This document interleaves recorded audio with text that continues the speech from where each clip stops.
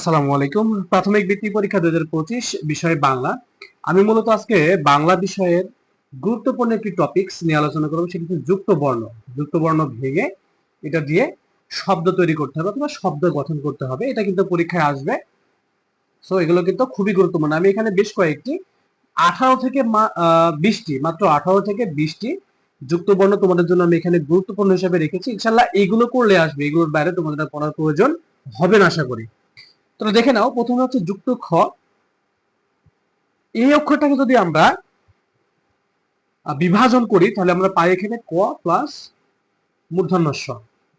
এখানে কয়ে তোমাকে কিন্তু হসন্ত ব্যবহার করতে হবে, শব্দ হচ্ছে ক্ষমা। এখানে দেখো মূর্ধন্য ষ, মূর্ধন্য, এই যে এটাকে ভাঙলে আমরা পাচ্ছি মূর্ধন্য ষ আর হলো মূর্ধন্য, যেমন উষ্ণ। ঠিক আছে, এরকম করে কিন্তু একটা করে শব্দ তোমাদের কিন্তু তৈরি করতে হবে। যদি আমরা এই যে অক্ষরটা দেখতে পাচ্ছ, এই অক্ষরটা যদি আমরা ভাঙি তাহলে আমরা এখানে কোন কোন অক্ষরগুলো পাচ্ছি? ক, মূর্ধন্য ষ। আমরা জানি যে যুক্ত খ যদি আমরা ভাঙি সেখানে আমরা ক আর মূর্ধন্য ষ পাই, তাহলে আমরা এটা পেলাম। আর এটা হচ্ছে ম, এই যে ম। ঠিক আছে, লক্ষ্মী। তারপরে দেখো যে এই অক্ষরটাকে যদি আমরা বিভাজন করি তাহলে আমরা পাচ্ছি হচ্ছে ইয় বর্গীয় জ, তাহলে আমরা শব্দ পাচ্ছি হচ্ছে গঞ্জ। ঠিক আছে, তারপরেটি দেখো, তাহলে বা স চ একসঙ্গে আছে যুক্ত বর্ণ, তাহলে বা শয়ে চ। এখানে আমরা যদি এটাকে বিভাজন করি তাহলে আমরা পাচ্ছি হলো তাহলে বা স প্লাস স। এই যে হসন্ত গুলো কিন্তু তোমরা ব্যবহার করবা। ঠিক আছে, শব্দ হচ্ছে নিশ্চয়। পরেরটি দেখো যে দ ম, দয়ে ময়ে যুক্ত। তাহলে দয়ে ময়ে যুক্ত হলে প্রথমে কি আছে? দ। তাহলে প্রথমে কি হবে? দ হবে, তারপরে হচ্ছে ম। তাহলে যেমন পদ্ম হতে পারে, পদ্মা হতে পারে। ঠিক আছে, তারপর দেখো যে তয়ে তয়ে যুক্ত। তাহলে এখানে দুইটা ত আছে, ত যোগ ত। তাহলে এখানে প্রথম তয়ে কিন্তু হসন্ত ব্যবহার করতে হবে।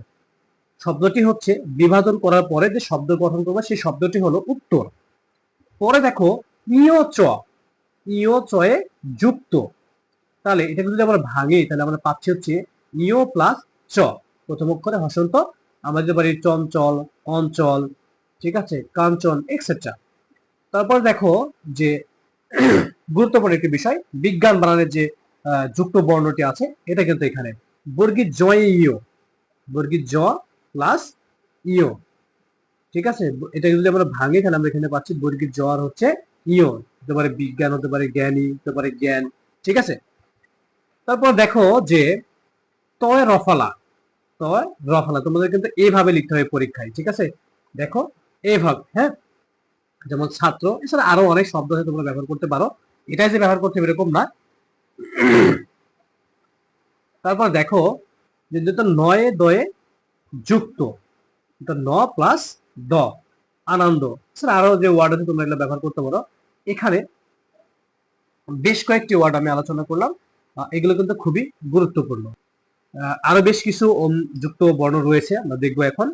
যে ক, এই যে যেমন আমরা বক্স যেমন বলি, বক্স, ক। ঠিক আছে, এখানে আমরা কি কি পাচ্ছি? এই যদি আমরা এই শব্দটিকে ভাঙি বা বিভাজন করি তাহলে আমরা পাচ্ছি ক প্লাস দন্ত স, যেমন বক, বাক্স।